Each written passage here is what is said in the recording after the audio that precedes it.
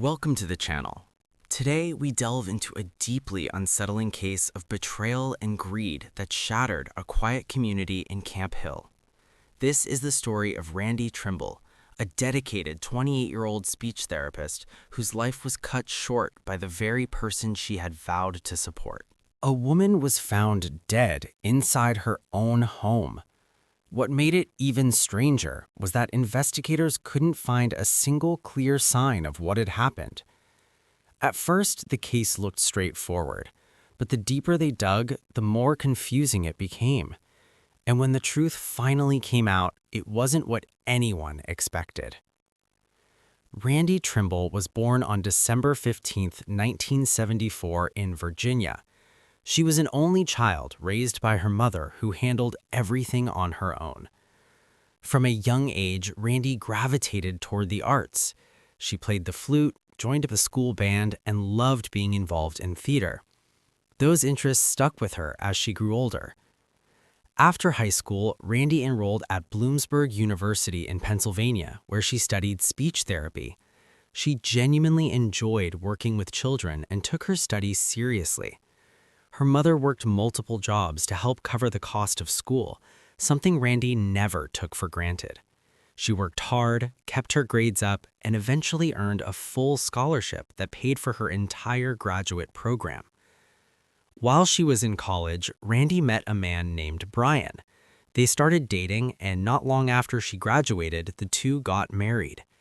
Around that time, Brian was diagnosed with a degenerative illness, one that doctors warned could eventually leave him permanently disabled. Even with that uncertainty hanging over them, Randy didn't hesitate. She stayed with him and committed to supporting him no matter how his condition progressed. They settled down in the quiet town of Camp Hill, where Randy found a steady job at a local medical center. Her income made it possible for them to buy a home and start planning for the future. They talked about having children someday and were careful with money, knowing Brian's health could take a turn at any point. To be safe, Randy even picked up a second job, despite already working full-time. On January 10, 2003, Randy followed her usual routine. She was 28 years old and worked her shift at the hospital, finishing around 5 p.m. From there, she went straight to her second job, worked a few more hours, and then headed home. Brian had finished work earlier than usual that day, but instead of going straight home, he planned to meet a friend in a nearby town. When he returned to the house around 8 p.m., he immediately felt that something wasn't right. The house was dark, and Randy wasn't anywhere to be seen. As Brian stepped inside, it was clear something was wrong. Things were scattered across the floor, drawers pulled open, the place looking like someone had gone through it in a hurry. He moved from room to room, calling out for her, but there was no answer. Eventually, he went into the garage. That's where he found her. Randy was lying on the floor in a pool of blood. A strand of Christmas lights was wrapped tightly around her neck. Brian called 911 right away, but when paramedics arrived, there was nothing they could do. Randy was pronounced dead at the scene. Investigators turned her body over to the medical examiner and began processing the house, but almost immediately they ran into a problem. There wasn't much to work with. There were no signs of forced entry, no weapon left behind, and no obvious suspect. Forensic teams collected every fingerprint they could find and sent them off, hoping something would come back with a match. They also noticed that some cash and a few valuables were missing, including a gold diamond ring. Then the medical examiner delivered the full results. Randy had been stabbed 27 times. Those injuries were ultimately what caused her death. There were also signs that someone had tried to strangle her, but it hadn't worked. There was no evidence of sexual assault. At first, the scene suggested a burglary gone wrong. One of the windows had been left unlocked, which made it possible that someone had come in that way. But from the start, detectives weren't fully convinced. The level of violence stood out. It felt excessive, more like a personal attack than a random break-in. Before long, their attention shifted to Brian. As they spoke with friends and family, a picture began to form. The marriage had been under strain, much of it tied to Brian's illness. Randy was always planning ahead, trying to save money and prepare for the possibility that his condition could get worse. Brian didn't see things the same way. He didn't want their lives to revolve around fear and what-ifs. Those differences led to frequent arguments and to investigators that ongoing tension looked like a possible motive. Not long after, police confirmed that Brian had a solid alibi. The medical examiner placed Rye's time of death at around 7:30 p.m. At that exact time, Brian was in another town meeting up with a friend. Investigators checked it out and verified his location. He had been sitting at a cafe, and both staff and customers remembered seeing him there. The drive back home would have taken about an hour, which made it impossible for him to be at the house when the attack happened. With that, detectives ruled Brian out as a suspect. Rye's family stood by him as well, convinced he would never hurt her. And privately, investigators had their own doubts. Even though Brian's illness was still in its early stages, he was already struggling physically. Carrying out such a violent attack didn't seem realistic. Once Brian was cleared, detectives widened their focus, but the case quickly hit a wall. There was no usable DNA, no fingerprints, and no physical evidence to point them in any direction. Still believing the motive was personal, they turned to the people closest to Randy. They spoke with friends, coworkers, and anyone who had been part of her daily life. No one could think of a single person who might have wanted to hurt her. Randy didn't have enemies, and in the years leading up to her death, her world had mostly revolved around her family. As weeks went by, the investigation stalled. There were no solid leads and no viable suspects. With nowhere else to turn, detectives began taking another look at Brian, asking whether there was any possible way they had missed something. His alibi still held up, but some of his behavior after Rye's death started to stand out. Not long afterward, Brian moved to another town to be closer to his family and began missing work regularly. He also cut off contact with Randy's mother despite the close relationship they had once shared. What raised the most eyebrows, though, was his spending.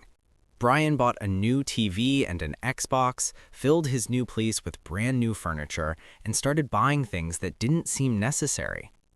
When friends questioned it, he brushed off their concerns, saying that grieving came with expenses.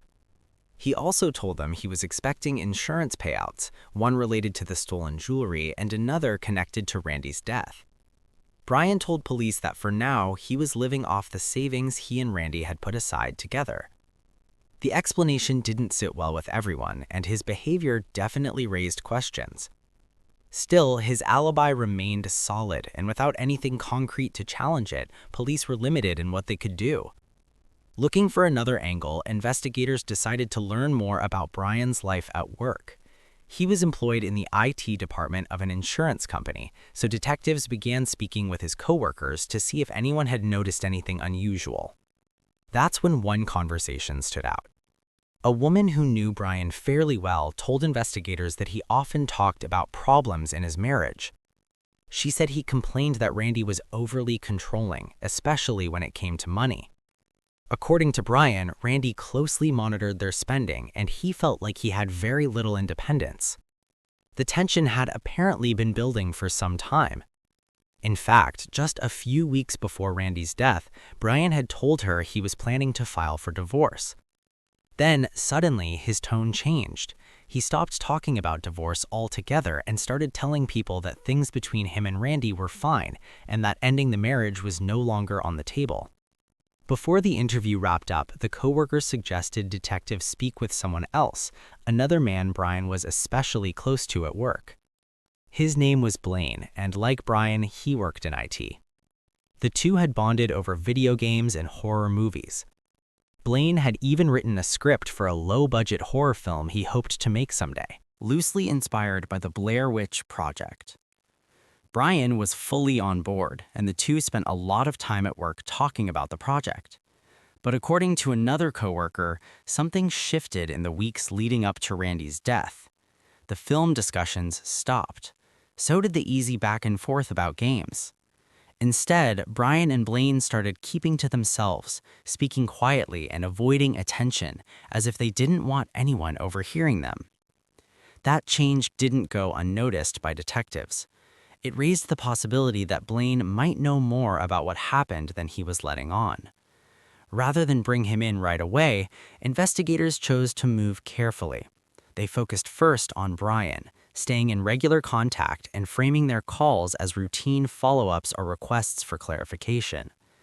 By that point, Brian had grown used to hearing from them. This time, detectives asked Brian to come back to the house and walk them through the night Randy died. He agreed, and that's when things started to shift. As Brian described the moment he found Randy in the garage, detectives noticed something was off. His story didn't match what he'd told them weeks earlier. At first, Brian had said he never touched her and called 911 right away. Now, he said he had taken her hand and pulled her into his arms. There were other differences too, small details that no longer lined up with his earlier statements. To investigators, those changes mattered. From that point on, they increased the pressure. They stayed in regular contact with Brian, not so much to ask new questions, but to make it clear they were watching closely. His phone was tapped. Detectives followed him, making sure he was aware of it. The goal wasn't subtlety, it was to keep him unsettled. That surveillance continued until they were ready to move forward.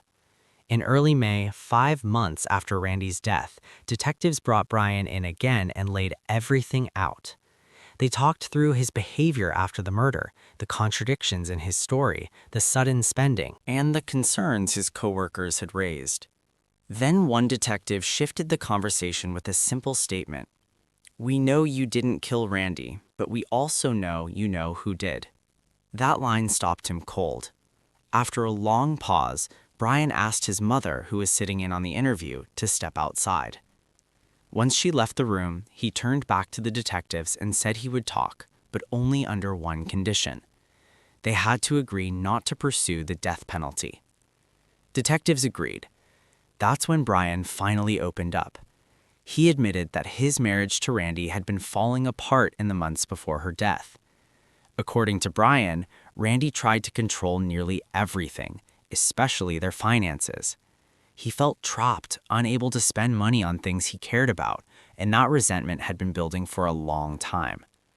Around that same period, he became closer to Blaine and grew deeply invested in a horror film Blaine was working on.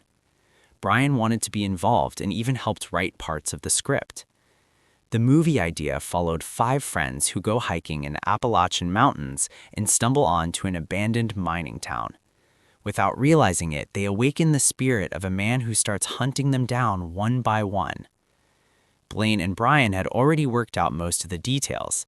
There was just one major problem: money. Even for a low-budget project, they still needed cash for actors, equipment, and basic production costs. Blaine ran the numbers and figured they'd need at least $10,000 to make it work. Blaine didn't have that kind of money, so Brian offered to cover it. His plan was to use the savings he and Randy had been building together, the money she had carefully set aside in case his health ever took a serious turn. Brian believed the risk would be temporary. He and Blaine would make the film, get it noticed, and eventually sell it. Once the project made money, he planned to put everything back with interest. Randy didn't see it that way. She was uneasy about putting so much of their savings into something with no guarantee. She was also worried about Brian being involved at all. Filming meant spending days deep in the Appalachian Mountains, far from help. And given his medical condition, she felt it was simply too risky. Blaine didn't take it well. Even without Brian's too risky. In the end, Brian backed out. Without Brian's support, Blaine pushed forward. He managed to scrape together enough money to start filming, hired a cast, loaded up his gear, and headed into the mountains. For about a week, he filmed constantly, and to anyone watching, he seemed thrilled. But behind the scenes, things were falling apart. To pay for the shoot, Blaine had maxed out every credit card he had, including cards in his wife's name. She didn't find out until the bills started arriving. When she realized he'd racked up more than $18,000 in debt, she left, taking their newborn son with her. Still, Blaine held on to the belief that the film would fix everything. But when filming ended, reality set in. He couldn't afford post-production, and marketing or distribution were completely out of reach. With the project on the brink of collapse, Brian stepped back into the picture. Brian still wanted to be involved in the film and was determined to help get it released. But there was one problem standing in the way: Randy. That's when he and Blaine began talking about how they could get access to the money she had saved. Over time, those conversations took a dark turn. Eventually, they came to the conclusion that the only way forward was to kill her. Over the next few months, the two men planned what they believed would work. They leaned on ideas pulled from the horror movies they both loved, convincing themselves they could make it look like something else. The plan was simple on paper. Rye's death would be staged as a home robbery. The missing jewelry would support that story and trigger an insurance claim.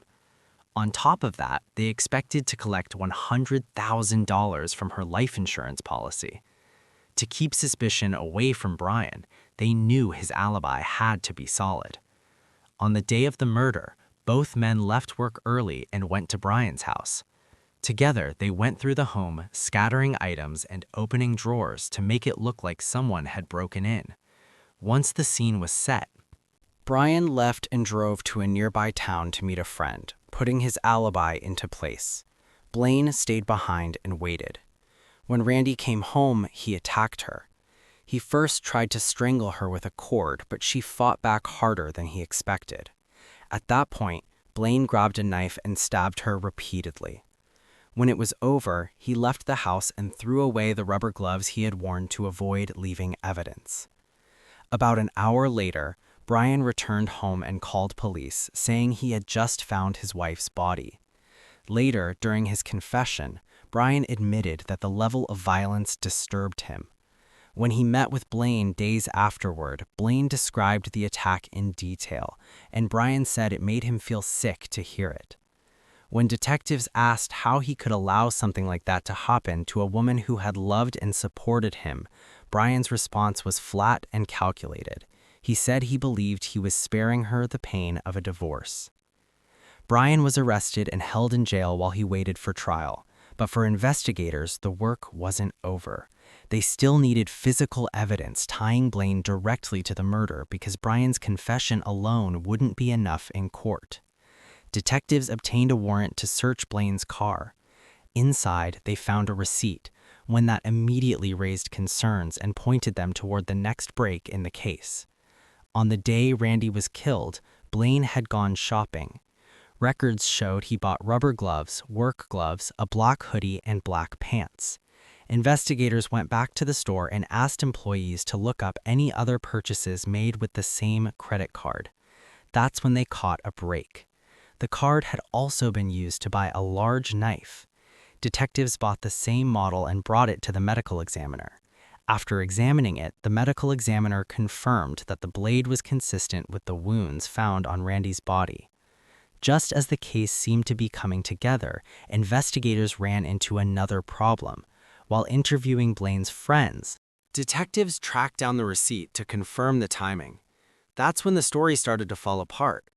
The receipt, they learned that he appeared to have an alibi. Two friends told police they had seen him at his apartment around 7:30 p.m., which was close to the estimated time of the murder. If that were true, Blaine wouldn't have had enough time to leave Rye's house, get back home, and still meet up with them. The friends also mentioned that after seeing Blaine, they stopped at a nearby gas station. Rechecks showed the gas station visit happened at 8:30 p.m., not 7:30. That hour made all the difference. It gave Blaine plenty of time to commit the murder, return to his apartment, and then meet his friends afterward. With that final piece in place, detectives arrested Blaine and charged him with murder. Up to that point, they'd had very little direct contact with him. When officers arrived at his door, Blaine collapsed and fainted. Even as the evidence mounted, Blaine continued to deny any involvement. He insisted he had nothing to do with Rye's death. But as the trial got closer and prosecutors announced they would seek the death penalty, his position changed. To avoid that outcome, Blaine agreed to plead guilty. He admitted to killing Randy and said he had hoped to collect $20,000 from her life insurance to help pay off his growing debt. In the end, both Blaine and Brian were sentenced to life in prison without the possibility of parole, where they remain today. After Rye's death, her mother channeled her grief into action. She started a nonprofit organization dedicated to helping victims of domestic violence. The foundation is still active and has since supported hundreds of people during some of the most difficult moments of their lives. If you found this case fascinating, don't forget to like the video and subscribe to the channel. We post crime case videos every night. Until next time, stay safe, stay vigilant.